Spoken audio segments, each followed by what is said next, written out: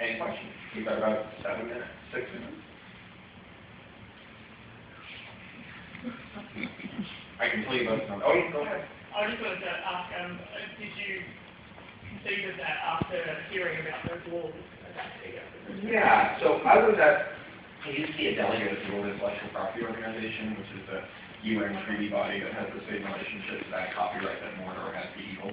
I was at the first WIPO meeting where this was floated. At the time we called it notice and termination. So I've been thinking about it for a long time, since about 2002.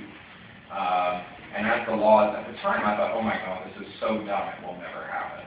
But as the laws started to appear as serious legislative proposals and then passed, the story started to assert itself. Good question. 2 questions. Do these laws apply to minors equally, and who benefits most from copyright laws?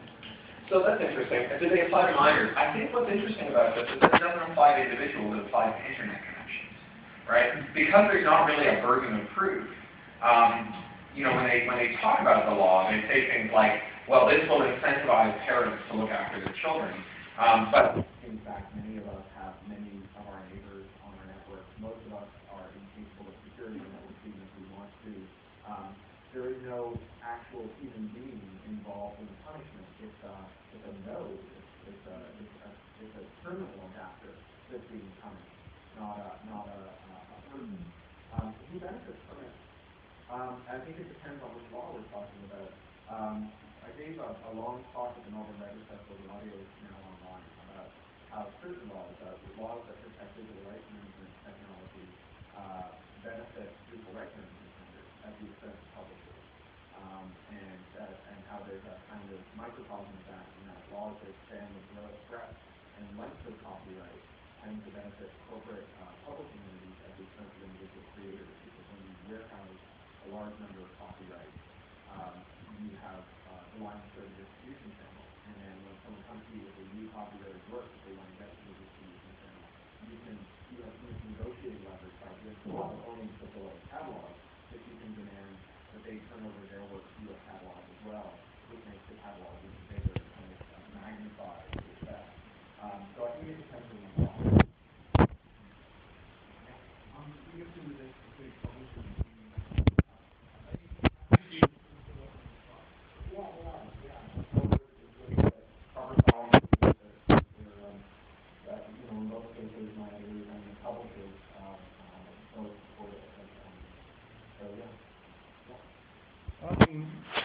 Probably obvious there's workarounds to if that's just a node that's terminated to get another one. I mean, what's your view of how that would make it ineffective? They run away to London, they squat in an old pub, and the housing estate nearby has signs all over that says, remember this network password is whatever, right? So they have no trouble. And indeed, this is one of the problems with a lot of these rules, is they end up only punishing people who are innocently infringing, I guess, not the people who are bent on it. Yeah, last question. There you go. So just one thing,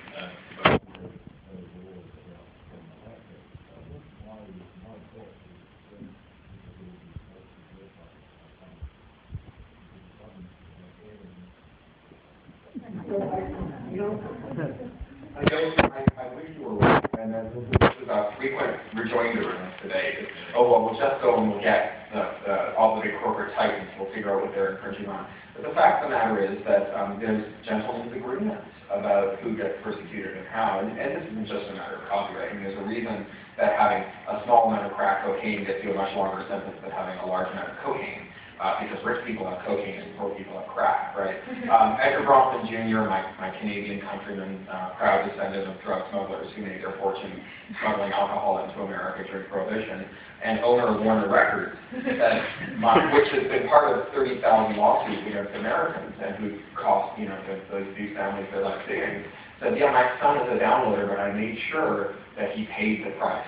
Now, if that son was the son of someone else whom Warner had served papers on, the price would have been all the money they had. I don't think that Bronfman's turned over all their money. So we pay different prices depending on who we are. So is the next reader here? Because I think it's time for me to retire from the podium. No? I can't remember his name. Great. Peter Brad. Is Peter in there? Oh, I'll take one more question. We'll see if Peter comes through the door. Yeah. That's really continuing what the gentleman before me said. Do you think that when the legal system starts churning those laws, without like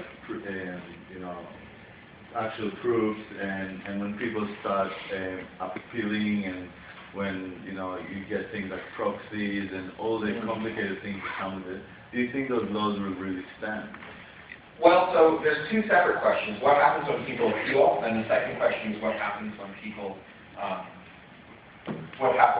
take technical countermeasures? So what happens when people appeal is by and large they lose because they can't afford the long legislative process. And also because we're all private. Because the fact is that we actually are all guilty of infringing copyright. I mean, I could talk about copyright, but one of the questions I usually ask is, who here is not an infringer? And, like I gave this talk at, at Disney in LA, and like some of the engineers started to hitch their arms up, but the lawyers looked over and said, "Don't put your hand down." Yeah. Right? We're all guilty. So once the discovery happens, once they look at your hard drive, there's something you've done wrong, right? This is Cardinal Richelieu, give me 6 lines of an honest man's hand, and I'll find him a reason to hang him, and then even if you are totally blameless, what usually happens is you just get out of spec. I mean, this is the problem with civil law, and a three strikes rule can be written to prevent this, right? My friend Kevin Marks, who's now at BT, but was at Google at the time, he proposed an inverse 3 strikes where if a copyright holder was made 3 false accusations, that we would disconnect their company from the internet. So like, 3 bad accusations from Universal, and every Universal NBC affiliate in the world has to do all of its business by messenger pigeon for a year. And, that would certainly have a chilling effect on kind of poor evidence, like non-evidence-based accusations. The second question, what happens when people take technical countermeasures? I think we're living right now. I call it the race to build the world's most antibiotic-resistant bacterium, right? So you had Napster, which was very centralized and which was run by grown-ups, right? Notwithstanding that Sean Fanning was 18, his investors, people like Hank Berry, were knocking on doors at the record industry going, we polled our users. We're the fastest adopted technology in the history of the world. We polled our users. They're willing to pay an average of $15 a month. You just tell us how many zeros you want at the end of the check for a license to go on operating, and we'll pay you that, right? And then, we've got a centralized server. We can lock out people who don't pay. We can audit what's being downloaded. We can give you charts. We can tell you what's popular and what isn't. You can apportion the money that we give you on that basis.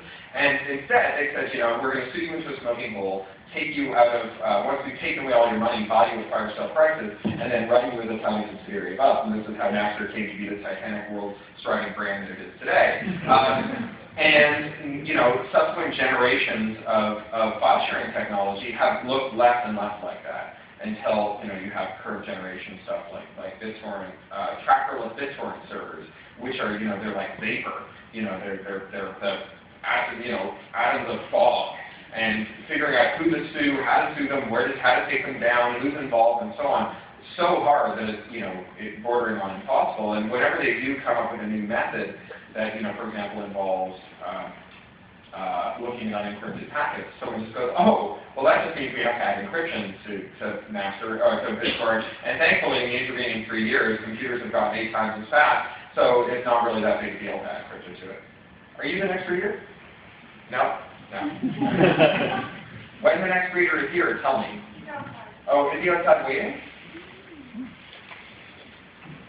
Are you the next reader? Yes. Oh, I've been waiting for you to show up. I've been trying not to interrupt. Oh, You're going to barge in. Oh, no. I stopped and said, is the next reader here yet? So, all right. Thanks, everyone.